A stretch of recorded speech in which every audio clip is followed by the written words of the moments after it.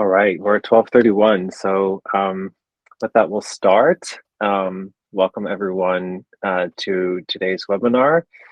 Um, today's webinar is about specifically about ETS eligibility criteria. So we'll start off the webinar by just spending about 10 minutes talking through some of the ETS eligibility criteria that that we see and that are applied to every submission. And we'll follow that 10-minute presentation by 20 minutes of Q&A that gives you the opportunity to ask questions. We'll dive into how you can submit those questions afterwards, and some of you have submitted some previously to the session, so we'll go through those first. But yeah, I hope you'll find this a valuable use of your time and that you'll walk away from the session feeling more informed. Let me just go to the next slide. My name's Kevin. I'm head of customer accounts at CarbonCrop. I've been here for about a year now, and I look after the team that takes care of anything related to customer requests. And with me here today is Rowan. Hi, I'm Rowan. I'm a carbon forestry specialist here at CarbonCrop. I have a PhD in ecology. I studied the spread of wilding pines in New Zealand before this, but yeah, also really keen to answer your questions today and yeah, I guess demystify the ETS and carbon credits. Wonderful. Thank you, Rowan. So if you have any questions during the session, you can drop them in the Q&A section. We've done a little GIF recording there. So if you go to the bottom right section of your screen with the triangle, square, and circle icon, and then find the Q&A section, you can post questions in there. If you want to ask them anonymously, don't forget to tick the post anonymously box, as we are recording this session and we'll share it afterwards with other people. So yeah, with that out of the way, let's go. So who's CarbonCrop? Let's start with that.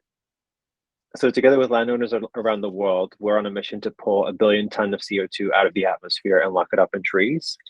We're particularly focused on encouraging native reforestation, and what's really important to us is that we provide better offsets to companies that are looking for it, and that we're making sure that the forests that are in the ETS or are earning carbon credits are better for us because they're more biodiverse. They promote water quality and things like that.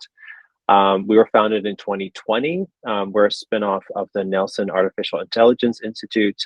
So our headquarters are in Nelson. Most of our people are located there. We're about 30 to 35 people as of today. We also have a small cluster of people in Christchurch. And then we have some people sprinkled throughout the country. I'm based in Wellington. Some others are based in Auckland, Hawke's Bay. So we're pretty much all over New Zealand. And what I said before, we consider ourselves native specialists. Out of the ETS submissions that we've done, around 80% were native trees. And out of those submissions that we've done, we've had about 95% accepted so far. So that's really exciting. We feel that it's so important not just to respond to the climate crisis by getting as many trees as possible registered into the ETS, but we also feel that biodiversity is really important. We feel like there are a lot of indigenous trees out there that are so important to conserve and to make sure that we take care of those. So that's one of our main focus areas. And then over to you, Rowan. Yeah, so just quickly about what forests are eligible in the ETS. So the forests need to be a minimum size of 1 hectare. They need to be an average forest width of 30 meters. So that can't be a shelter belt, for example. They need to be established after 1989, so they can't be a mature forest. They have to be a bit younger than that. They need to have an average canopy cover of at least 30%. That's across a hectare.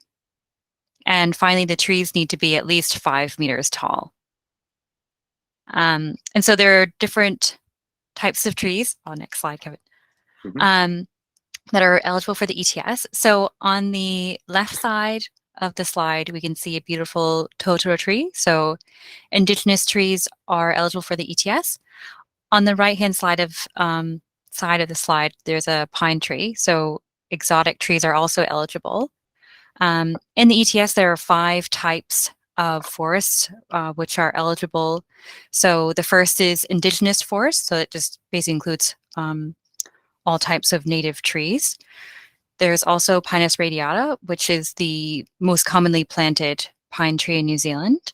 There's also Douglas fir, exotic softwoods, so that includes macrocarpa, other pine trees, cypresses, and then there's finally exotic hardwoods.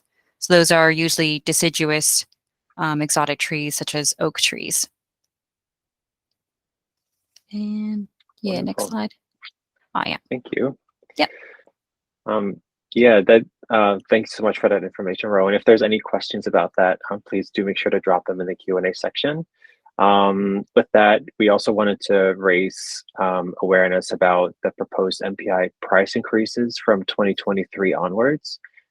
They are currently still proposed and it hasn't yet been confirmed, but our expectation is that it will be.